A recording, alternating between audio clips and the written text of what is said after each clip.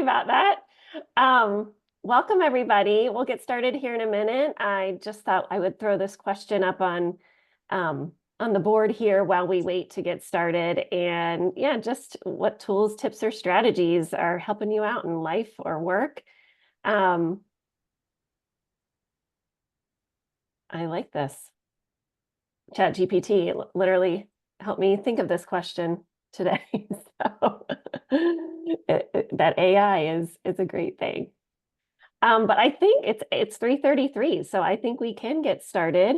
So I'm going to stop sharing here for a sec, and I am recording. It probably told you that as you entered the room. Wow, thanks for being here, everybody. I'm Sadie Everett, and I am the director of the Regional Autism Advisory Council, or RAC. And RAC is part of the IDD Education Center at UC, and we are starting, well, we're not starting, we're in the second round of our RAC training series this fall. And we have Dr. Amie Duncan with us today, and I'll let her introduce herself, and she can get started on this awesome training we have today in surviving and thriving in the real world. Yeah. Awesome. Well, thank you, Sadie. I appreciate it. I am really excited to be with all of you here today and to talk a little bit more about this. I was telling Sadie this is one of my favorite things to talk about. So hopefully by the end you like talking about daily living skills too. But I'm a clinical psychologist at Cincinnati Children's. So I've been working there for the last 15 years and primarily work with autistic adolescents and young adults. And used to do a lot of clinical work in terms of assessment, but now I've really switched and I'm doing research and full-time, really focused on how do we develop and adapt and test interventions that really help with the transition to adulthood. And so today I want to talk more about the daily living skills intervention that we've been working on, but more broadly, we'll talk a little bit about that, but also how do you assess daily living skills in different ages, and what do we know in terms of evidence-based strategies and supports that can build these skills, not only at home, but also school and out in the community.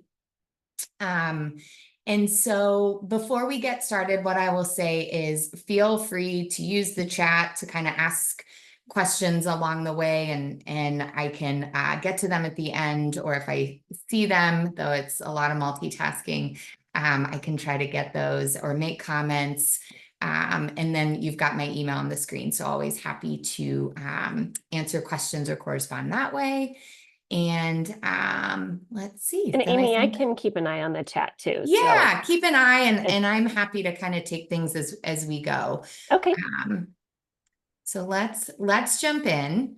So I'm going to make you use the chat feature again if you can. So using the chat feature, what do you think is the single biggest predictor of a person's success? And there's a couple people on my team who are on here, so you guys should not participate if you know the answer to this. The single biggest predictor. What do you think of a person's success in life, work, just well-being, relationships with friends and family, all of those things?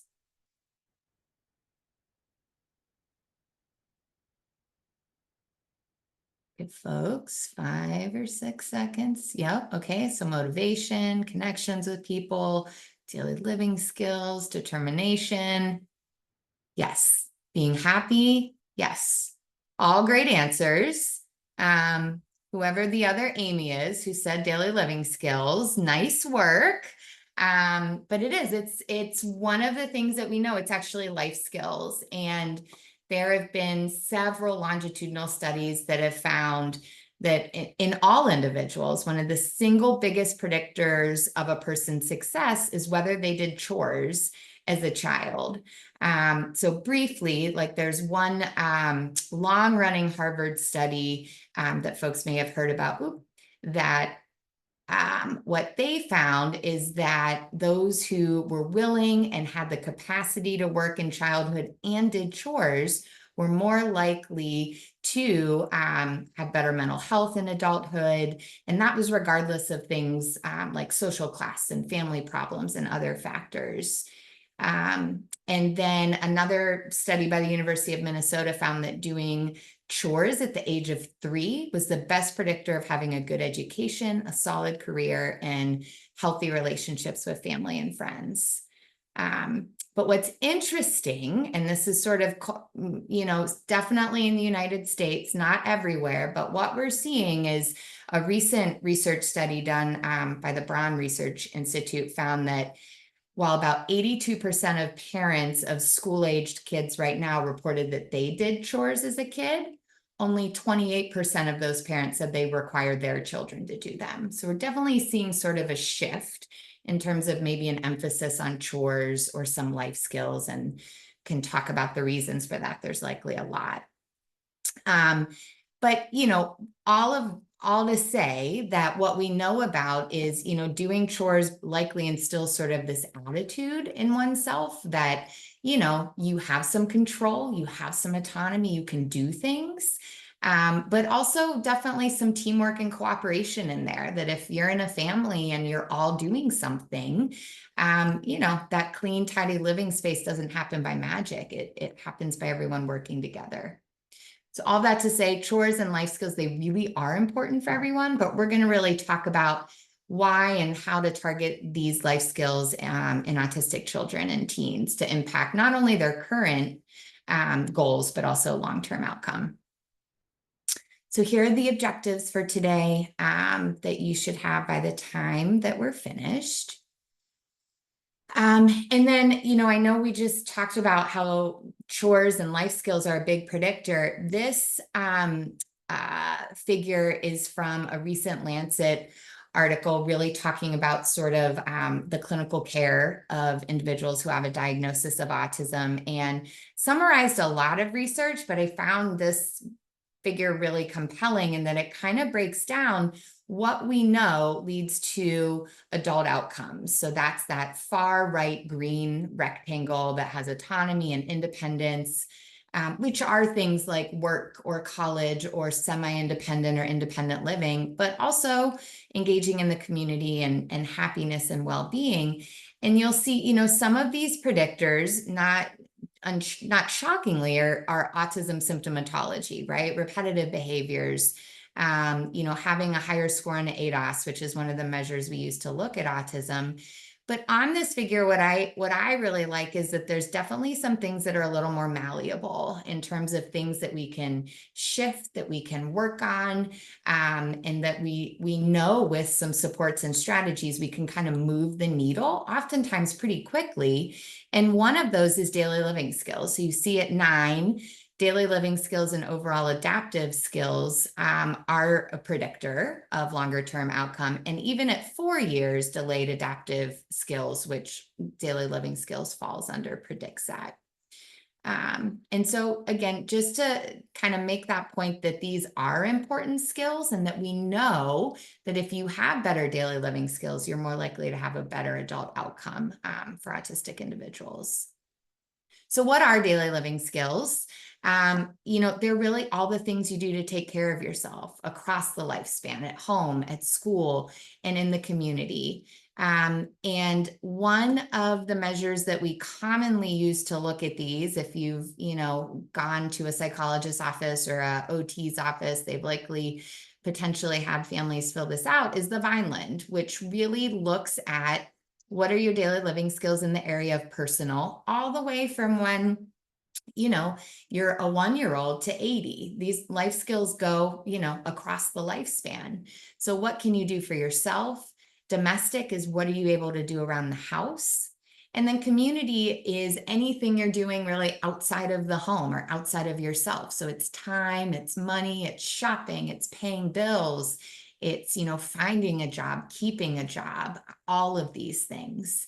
And so life skills encompasses a lot. And so when we think about the profile of daily living skills, we know this isn't a core deficit. You don't need to have challenges in daily living skills to get a diagnosis of autism. But what we do know is that even at the age of 2, Autistic children have a gap between their chronological age and their daily living skills, and it widens over time. And so, for example, daily living skills in teens who don't have an intellectual disability, they're about 6 to 9 years behind their same age peers. So, a 16-year-old who comes into our clinic, they may have daily living skills that are more like a 7 to 10-year-old. And that's a big gap to fill if you think they may have goals of, going on to college and working, and that can feel a little overwhelming to families oftentimes to kind of catch up in some ways. The other piece we know about daily living skills is that they often regress after graduation from high school. So they're likely receiving some services and supports at school, but also in the community. And then they fall off that cliff potentially. And so we often see a regression. And if the skills come back up, they often plateau in young adulthood. And so we're not seeing sort of that, growth that we might see in adolescence or middle and early childhood. In terms of factors that might affect daily living skills, it's, all of these things and likely several other things not on here, but, social skills impacts it. Asking for help, being socially motivated impacts hygiene skills, for example, in adolescence. Executive functioning is a huge one. So that's organization, planning, getting started, persevering, and finishing a task. We know that this is highly related to daily living skills. And similarly, kids who have a diagnosis of ADHD, they also have some challenges in daily living skills for these same reasons. So those who have autism and a comorbid diagnosis of ADHD, daily living skills can be particularly challenging to learn and master. Other things like parental expectations, how much the parent is pushing them to do or, giving them chores that can impact this, as well as things like dependence on others and whether they have access to services that might help them develop these skills. And again, so what we've seen, we know they're linked to adult outcome, but the great news is that we also know there's a lot of strategies and supports that are evidence-based and we know lead to learning these daily living skills and mastering them. And so we're going to talk about a lot of these shortly to kind of give you an idea of if you want to work on these skills in, preschool or a child or teen or young adult, what are some places that you could start? Okay, so let's talk about how you figure out what skill you might want to work on. And this is often where we're starting with families when it's figuring out what skills to tackle. And there's some different measures depending on, what you're looking for. So there's more informal measures, which I'll show you. And then some standardized measures that if you go in the clinic or you get, an ETR at school, these are the measures that you might get some more detailed information on. There are about 1,000 chore checklists. And so if you go on Pinterest or you Google it, this is often a place to start for families, especially if they have a younger child or a early school age child and they want to slowly start working on these skills. It's pulling these up and thinking through, well, gosh, what might my child be motivated to work on, or what would help our family get out the door a little bit faster in the morning? Or what are they, does the child like being outside? Could it be doing, some yard work, picking up sticks or helping bring the trash can to the curb, that kind of thing. So this is often a really nice place to start. And then, there's more sophisticated ones that go up to a little bit older. That last one, this is from like the 1950s, if you got that. And this one's a little more modern, and talks through all the things that you can expect of your child to do in terms of chores. So if you wanted to think through what you might want to have them start working on, this could be a reference as well to, try out one of these chores and slowly build up, because you'll see all of these build. In middle school, the thought would be you could do any of these previous chores. We're not saying do all of them, that's a lot, but they could, have some exposure experience with a lot of these chores and then learn some other ones as well. This is one of my favorite books. It is an extremely detailed, comprehensive life skills checklist. And so if you want more, you're like, I want to learn more about this topic or think through, how do I pull in different skills? This is, a place to go. I will say it's very detailed. So I'm not saying if you're not doing these things, that's an issue. It's very detailed. And I don't, in this page, if you can see it, for an 11 and 12-year-old, I've got a 12-year-old and he's not stopping a leaking faucet yet. That'd be great. But if, for example, you have a leaking faucet, it's what she talks about in this book that I think is great is it's an opportunity to pull that child in and watch them as you work on it, or even if you have to call a repairman to kind of be there and maybe asking some questions, especially if that's maybe something they're naturally curious in, or they're like, oh, I never, knew how that worked. And so it's this idea that a lot of life skills really just happen over the course of life, and it's pulling kids in as you're doing it. So that way it doesn't always feel like an extra chore on the parent to learn these things. And so she goes through some nice examples that I often go back to as just kind of like food for thought. Like, what am I missing, for my own kids, or as I'm working with different populations to make sure we're hitting all of these things. Another really great resource that I think is excellent for more sort of adolescent, young adulthood. This is a checklist that the College Living Experience put together. And you can get it on their website or if you email them. And what it does is it really kind of breaks down the steps that you need for some critical life skills that, likely as most of us adults on here are doing. So what is your morning routine from waking up to walking out the door for school or work? What do you need to do? What does that look like? And setting up that routine so it's consistent. Things like thinking about time and organization. This falls in sort of that community daily living skills. But are you, I saw someone said a planner, it's a must for me. And that's true for a lot of us. It might be paper, it might be electronic. You might have two. You might have one for work and one for home, but it's figuring out what works for the individual and often trying some things out and seeing what sticks. But this is a good checklist to start with and go from there. Household upkeep, what's the bare minimum you need to do, whether it's your room, your apartment, a dorm, whatever it might be.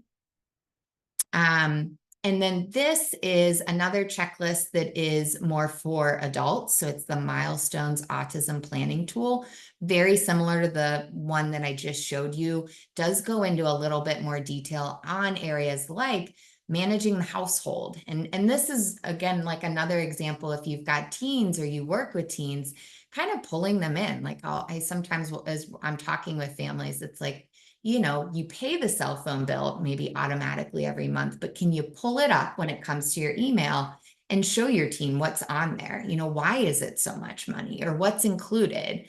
And that is a good way for them to get an understanding of, that is an expense and an expense that, when they're on their own, they would have to pay for as well. Okay, so that's kind of some quick information on assessing that's more informal. The formal measures that I mentioned were the Vineland and the Adaptive Behavior Assessment System, or the ABAS, which again are something you could have a psychologist or OT or school personnel give to a family to kind of get information on, what is your standard score, but also I would argue the most important thing is sort of strengths and challenges for all of these planning checklists. Okay, so treating daily living skills, what does that look like? I'm going to give you another resource. This is from the UNC Frank Porter Graham Child Development Institute. And every couple years, what they do is they review all the research that has come out, and they put together, this is going to be a busy slide, but if you Google it, I promise it's a good one.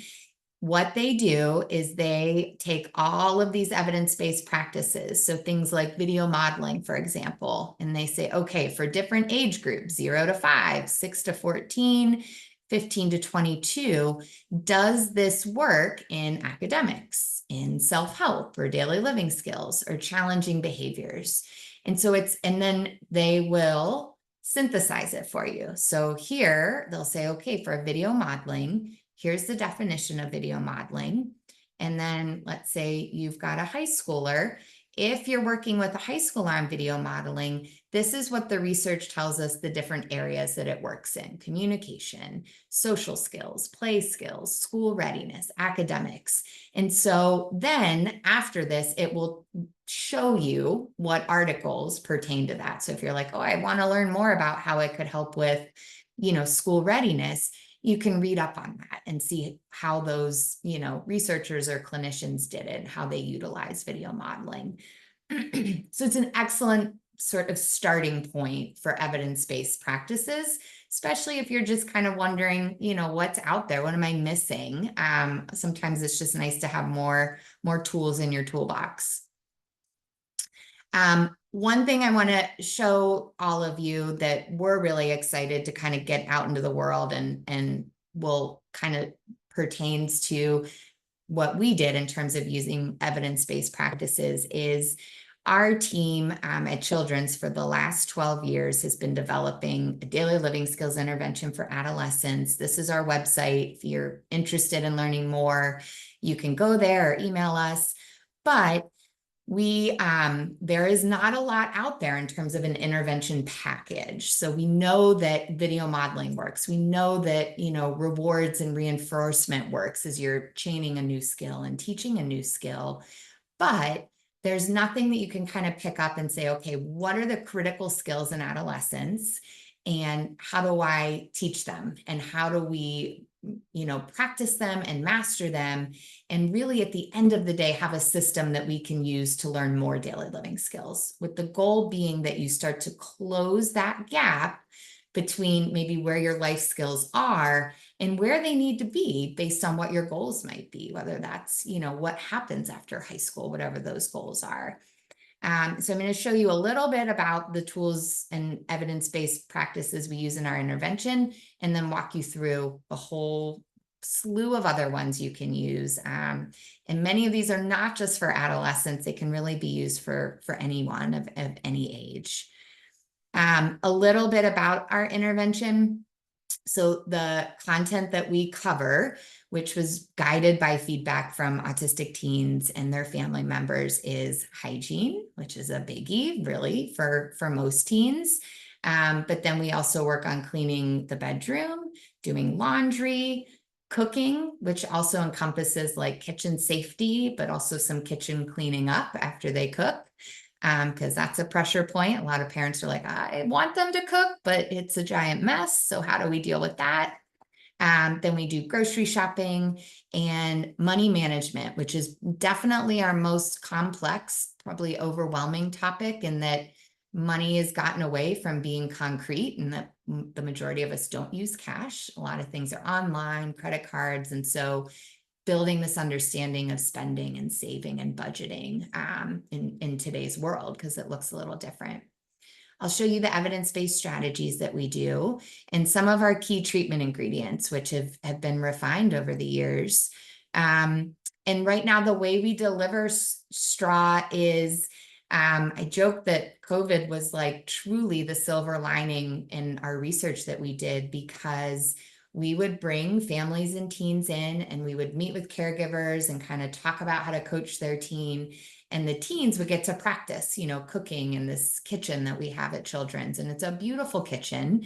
But what was lacking, and you guys will get this, is the generalization piece, right? So if we're cooking on an electric stove in our kitchen at Children's, but they've got a gas stove and it looks really different and the knobs are different and they have different cooking equipment, it's an extra step, right?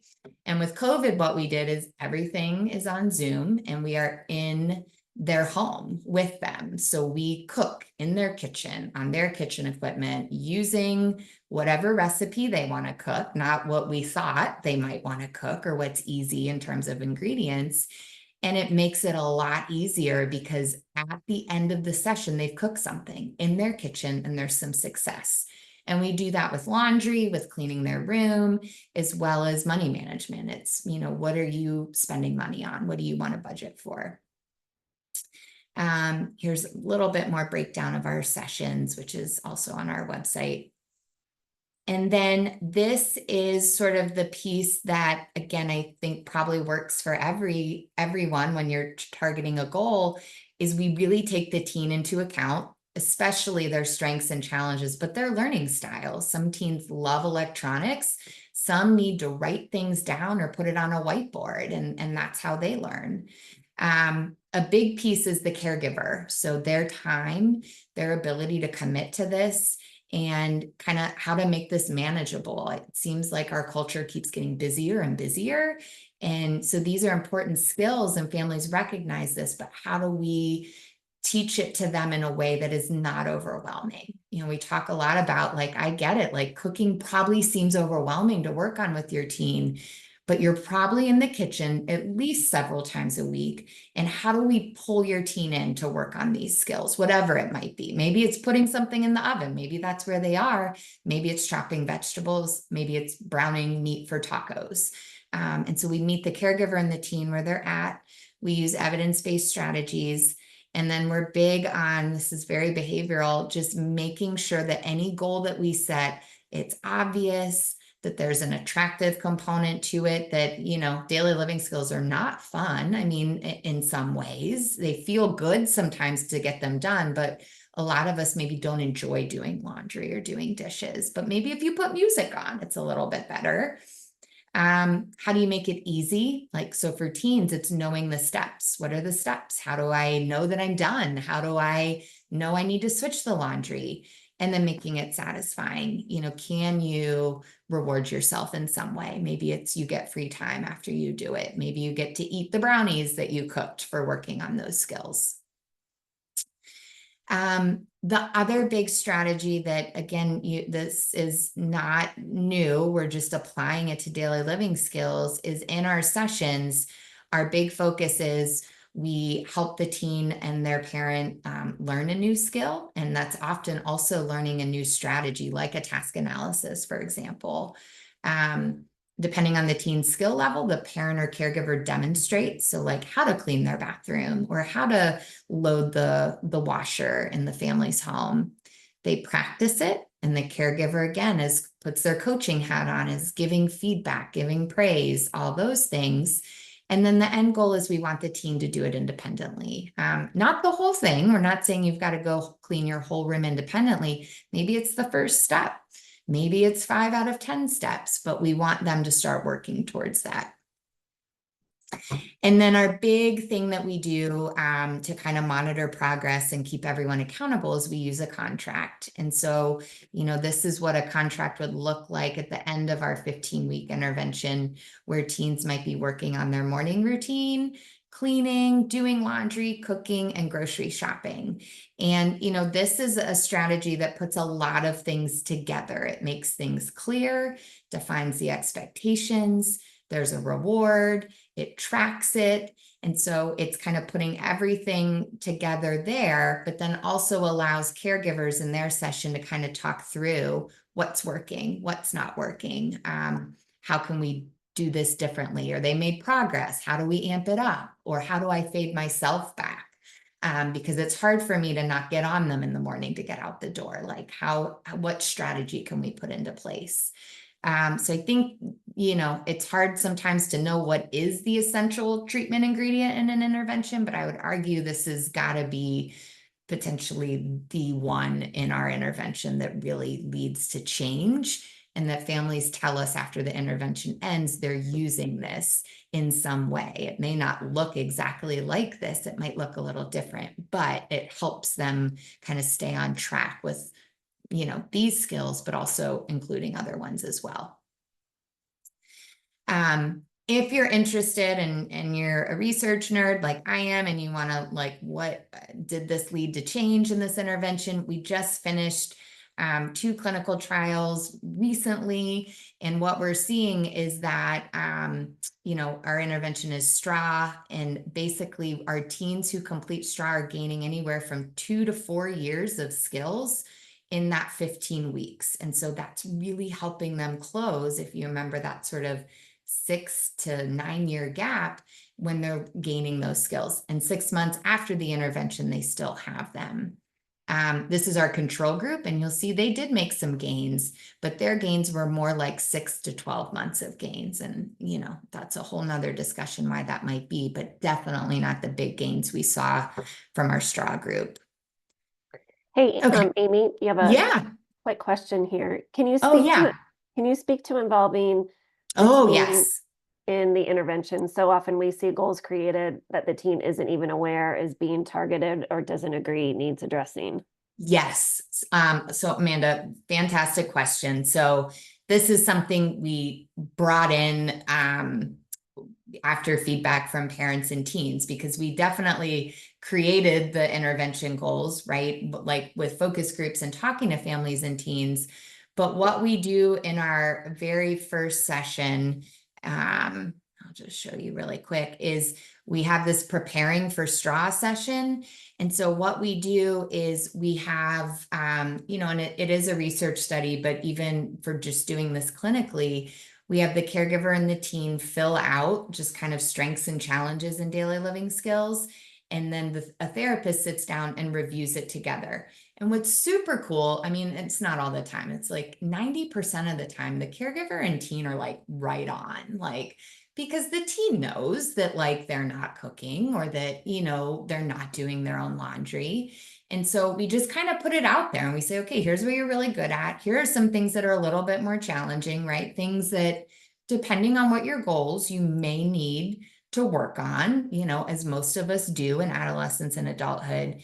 And then we put the teen in the driver's seat. And really throughout the straw intervention, we are talking to the teen when we're meeting with the caregiver and the teen. So we're saying, okay, we're going to do cooking on the stovetop next week. Like, what do you think? Like, what's a recipe you would want to learn how to cook?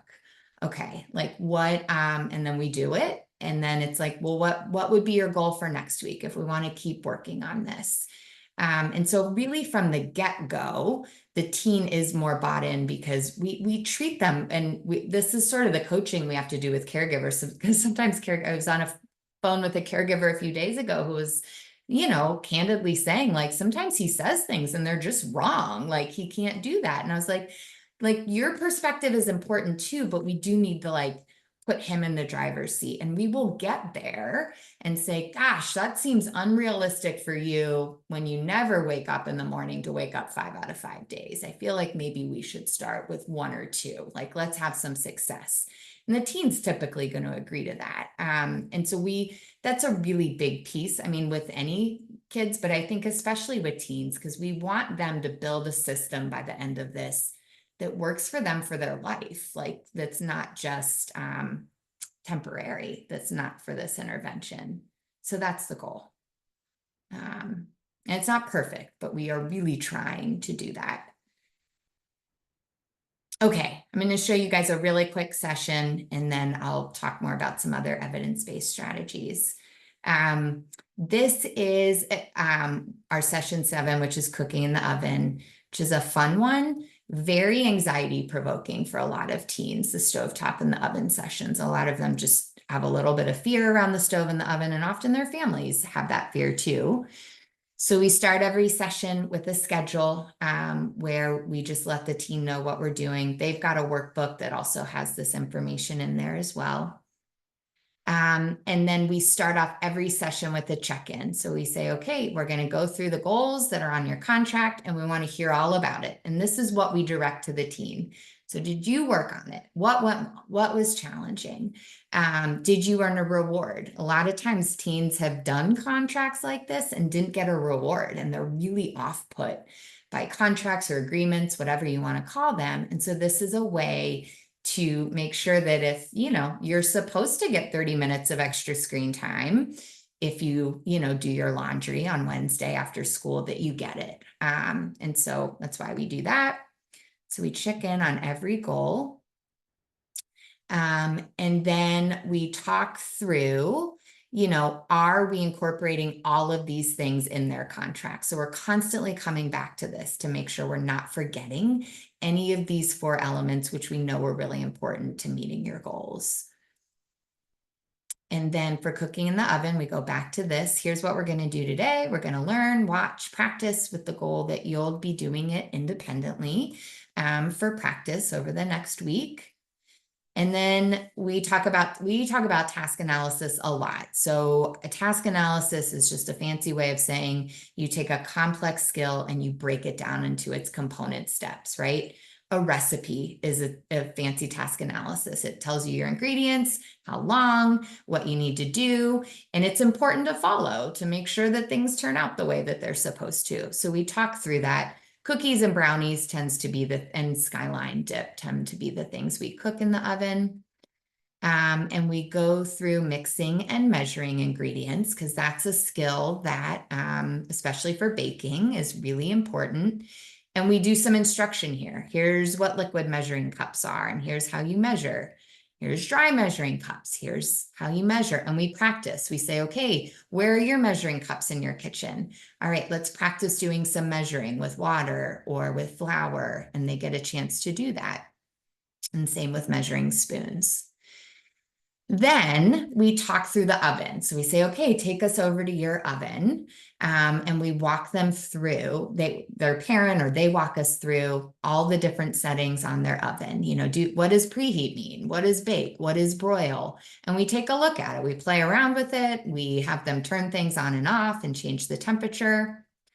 Talk through cooking supplies that you're allowed to put in the oven and where they are in the kitchen, and how they might look it up if they're not sure if something should go in the oven. And then we do it. We say, okay, what is your recipe?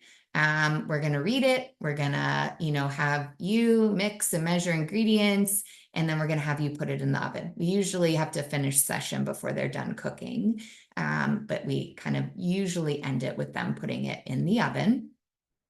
And And Amie, are then we you move doing up. this all virtually with your clients? We are, yes. So we're like in their kitchen with them. And then we adapt as needed. There's some families that like we do microwave cooking. Some families don't use microwaves. And so we'll flip, like air fryers are a big one we're doing, so we can do an air fryer session. Or if families don't have a washer and dryer in their home, we can just we have some ways to just kind of behavioral rehearse it where we go through the steps, or we arrange it so we can go to a laundromat if they're comfortable with that, or go to a relative's house. So this is flexible in that however you're cooking and whatever you're cooking, we can kind of make the session fit with what you need. But yes, we're in their kitchen with them. And then we add a goal to their contract. So they would add, that they're going to do something with cooking on the stove or in the oven for this session over the next week. And then we call it real world practice, not homework. That was another, don't use the word homework. So it's real world practice.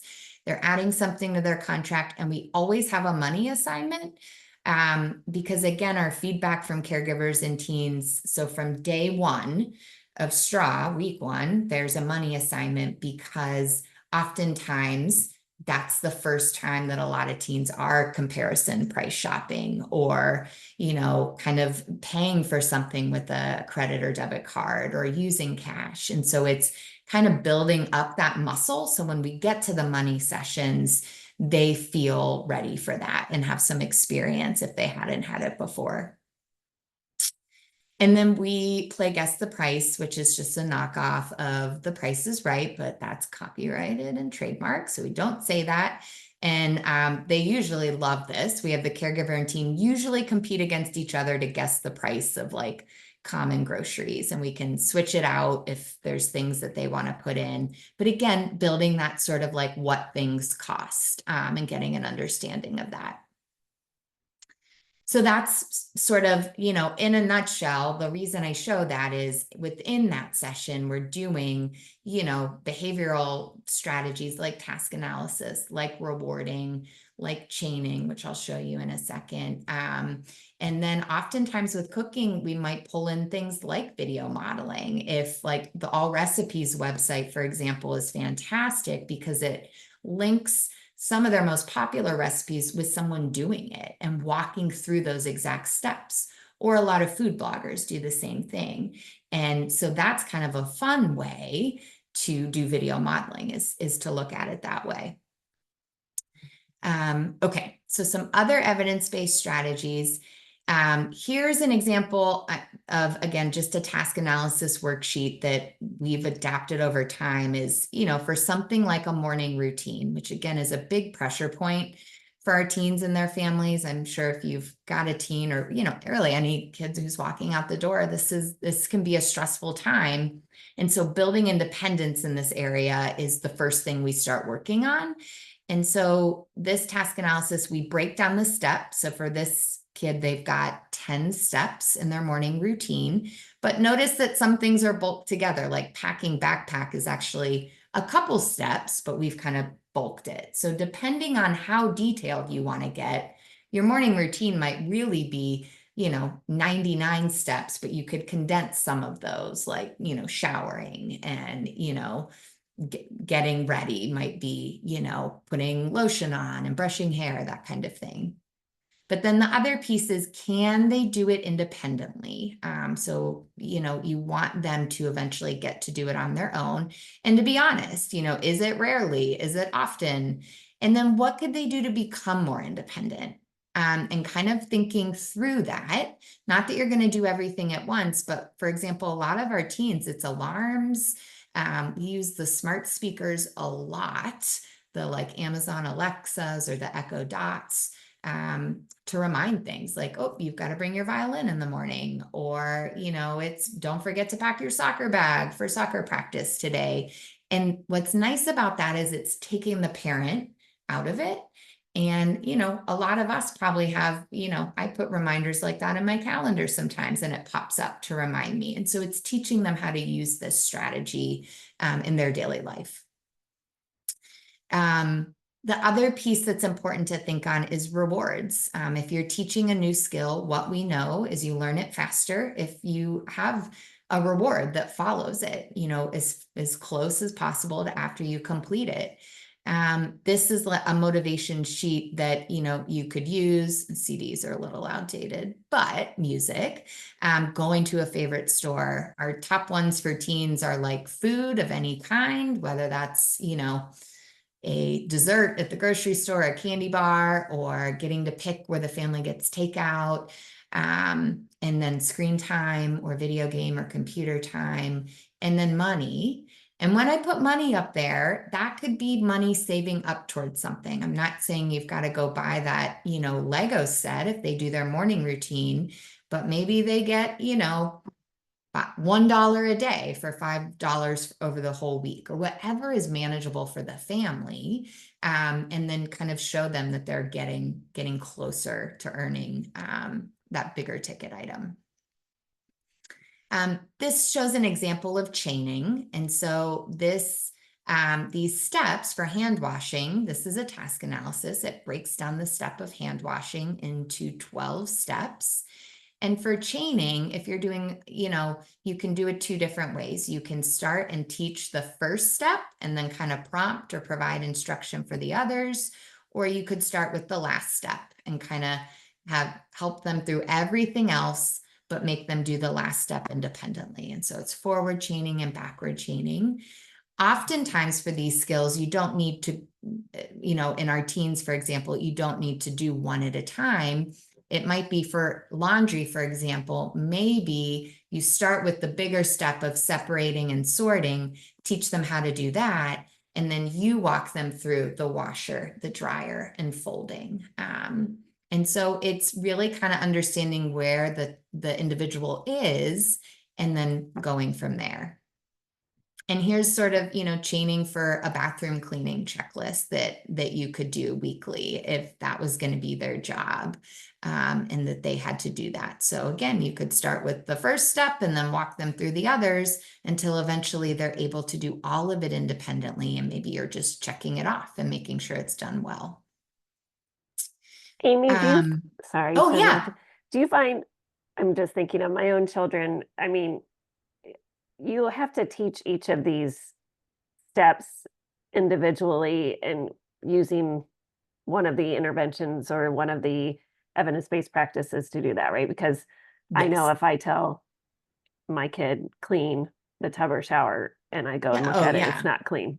No, no, Yeah, no, that's a good yeah. point, Sadie. So each of these, like for example, cleaning sink, it might be like we're gonna write down, you wipe it down. What spray do you use? And the tricky piece about this is, what I've learned from this straw intervention is like, for example, how every family does laundry differently, right? And so you really got to figure out what are the steps, and then it's teaching them, going through the steps, demonstrating it, talking it out loud, and then giving them that opportunity to practice and giving constructive feedback, right? Is not about getting frustrated that they don't get it. It's like, okay, like, well, there's still, you miss this whole area, so you've got to get the whole sink, right? Like bottom, top, all around, and go from there. So absolutely. And then we And have a question. Do you see the Sherry, I question? see your Yeah. question. I'll get to that shortly, I promise. Um, okay. And then, oop, the other one that kind of relates to what you just said, Sadie, is some of this is really doing some adult modeling, and like, not all the time and not for everything, but things like if you're going to the grocery store, you don't need to narrate your thought process the whole time, but you might say, you know, um, if they really want to go pick out, a certain cereal, like it's a good time to show them the difference between the Kroger brand of cereal and Cheerios and why they're $2 difference, and kind of, how many ounces, and well, this one's on sale and this one isn't. And so some of those skills are just going to be kind of naturalistic in some ways, but you can model that, but also model things like if you're picking out produce, why are you picking, this onion over this onion? How do you look for mold or if something's squishy? And so like kind of thinking through, is this an opportunity for me to teach you something while I'm already doing it, right? Like it feels like less of a lift in that way if we can do that. And video modeling is just, we know this is evidence-based too. There's some great videos out there. You do really have to look like for example, there's not a lot of great laundry videos. There's some interesting things that like tend to pop up halfway through that are like mildly inappropriate for kids or teens. So you have to screen them. But they walk through the steps. I think cooking is the lowest hanging fruit for video modeling because a lot of these other things families do in very specific ways. Our family washes most things on cold, and I've worked with families who have this incredibly, amazingly organized, detailed sorting systems with reds and dark blues. And I'm like, that's amazing. But like, I'm not capable of that at this point in my life, and that's okay. A lot of this is non-judgment. It's like, let's meet you where you're at, use the system that works for you and your family. And that's how we're going to teach the child to do it, because the caregiver is the coach, and is the one with them every day. We use WikiHow sometimes. Some teens think these are really corny, but other teens really like them. So again, it's like figuring it out. But WikiHow, if you've never seen one, I mean, it's great. I've used them in a pinch for when things go wrong, like around the house. It breaks down everything with words and visuals and sometimes videos. And so it's can be like a nice resource to go to if you've got a question about like self-checkout, which is, can be, depending on the store, really complex. So it's a nice resource to be aware of. There's a lot of apps. And so that is something depending on the age of the individual, like a lot of teens have phones. We tend to just stick, for example, to like a to-do list sort of app, a notes app, or just a calendar.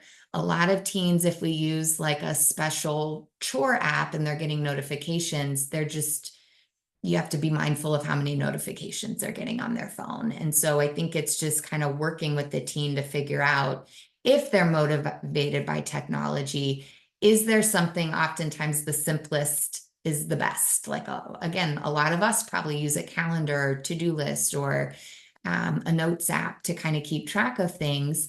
And that might be the place to start rather than getting like an app that was designed to teach chores. And some of those are really good, not knocking them, but sometimes simple is truly better. So for example, here's like a calendar where we had a teen who put a reminder in his phone and it would pop up for his morning rhythm and have all the steps. He was super aversive to like posting an index card with the steps or using a whiteboard, but this was what he needed. And he could look at it. He had his phone with him as he was doing these things. And so that worked. But, you know, again, it really is just a checklist or some sort of list that they can refer to and goes back to, you know, that task analysis. I mentioned the smart speakers. There's some really cool things you can do with these now and more, like every time we run a straw group, families are using these. And teens really like them. So that is, you can do some pretty sophisticated things with them around, especially just reminders, set recurring alarms and things like that that are really beneficial. And then the last big one, which I know I've chatted a little bit about, is really just naturalistic opportunities. You know, cooking dinner together, you know, pulling them in and having them help you once or twice a week, or packing a lunch together if the parent's the one doing that. Can we pull the teen in to do a piece of it and eventually they're doing their whole lunch? Planning an event, like a lot of our teens plan their high school graduation party as part of our straw group, or like a 18th birthday party, something like that. Saving and budgeting for a big purchase. So if caregivers feel okay talking about some of this money stuff, it can go a long way. Like, I mean, it's one of my favorite sessions because it blows teens' minds, like the cost of car insurance or like how much the cable bill is. Because it's like all those little things really add up, but they're kind of unaware a lot of times that those are things that get paid. Cleaning the house for a party or a get together the teens motivated for can be a big one. So that is like sometimes the gateway to being like, oh, you can clean, or like, you know, let's figure this out. And then things like medical appointments or getting prescriptions. Can they check themselves in? Can they start filling out forms? That kind of thing. And I apologize. I told Sadie I didn't think I was going to make it. I had some thoughts we could talk through what evidence-based strategies you might use. And you know, the reality is it's going to be very dependent on the individual, but oftentimes like a nice place to start is where they are, and kind of putting that task analysis together and figuring out what supports they might need to help them, whether it's teaching a step or reminding or helping them persevere through something as well. But I want to make sure we have a couple minutes for questions. I want to just shameless plug in that we are recruiting for our research study right now at Children's. We're going to be recruiting for the next 3 years. And this is a study for autistic teens who have autism, IQ above 70, and have challenges with daily living skills. 11th and 12th graders, and then they and their families have to be willing to participate in an intervention. When they come in, families either get randomized to our straw intervention or the peers social skills intervention, which is a great intervention. It's our only evidence-based social skills intervention for adolescents. So you get randomized to one of those, and everything is free. Treatment is free, and families are compensated for the assessment. They have to come to one in-person visit, and everything else is virtual treatment. We do a post-treatment visit, a 6-month follow-up. All of that is virtual or just completed online. So we really try to make it easy for families. And the good news is if families get randomized to the intervention they don't want, we are offering both of these groups clinically at Children's for adolescents. There's a little bit of a wait list, but we could put you on immediately, and potentially by the time you're done doing the research study, you could do the clinical group. So that's kind of really lovely, because we hate when people don't get randomized to the one that they want. a couple of thank yous. I've had a lot of people on my team over the years, and funding as well from different places. Um, and here's some references. And then I know we only have a few minutes, but I'm happy to take questions. And I really mean it. If you reach out through any of these ways, I will get back to you and happy to engage or talk about things. Okay. All right. Any questions? What do you do after the honeymoon phase? I mean, I feel like I've tried lists and checklists, and Yep. I mean, I feel like part of it is on me, but how do you, Get past that. yeah. No, it's a great question. And I think it's another reason we have that caregiver group, because it comes up naturally and we talk through it. A big piece that we talk about is, and it can be reworking things. So that's why, again, the caregiver group's helpful. Some of it is, while not to push any values on anyone, giving teens some sort of monetary allowance or budget that they can do for earning things actually helps them build their money management skills. And so even if it's, and I say that saying, like, you could do that and then you're not paying anymore for them to go, get a smoothie after school, right? It's like, oh, well, that comes out of your chore money. Like, you've got a budget for that, right? And so sometimes setting some parameters around that, like, it's kind of like you are doing some work. But at the same time, we talk a lot about, like, it's first work, then play, right? And so if you get your morning routine done in the morning, you have the rest of the morning, whatever's left, to do whatever you want, right? And maybe that's screen time if that's your thing. Maybe it's going outside to play basketball with the neighbor friend. But that's a bit, and so it is reworking the system often a little bit, right? Which is not easy. And that's why that caregiver group, they're all doing it at the same time. So there's that, like, commiseration of, like, oh, this is hard, but also the accountability partners when you come in and can say, what worked for you this week? Like, we're really struggling, or, how do you keep this going? But it isn't easy. Like, I won't pretend that, but I think that's why the 15 weeks is nice, because hopefully you're in a good little groove after the 15 weeks. And then it's like keeping it up.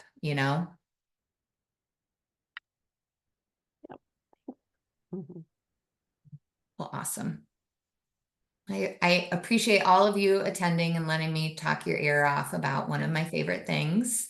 So, and like I said, if you've got questions or you have families who might be interested in our study, please send them our way, or happy to answer questions too. So Great. thanks, everyone. Yeah. Thank you all. And I did drop the survey in the chat, and I will email you all as well. I'll email the survey link just to give us feedback as we are on this journey of bringing some trainings back to RAC, and just would really appreciate feedback so we can improve and serve the community. So thanks so much for being here. Have a great evening. Thank you, Thanks, Amie. everyone. Thank you so much. I Thank learned a you. lot. Good. Yeah.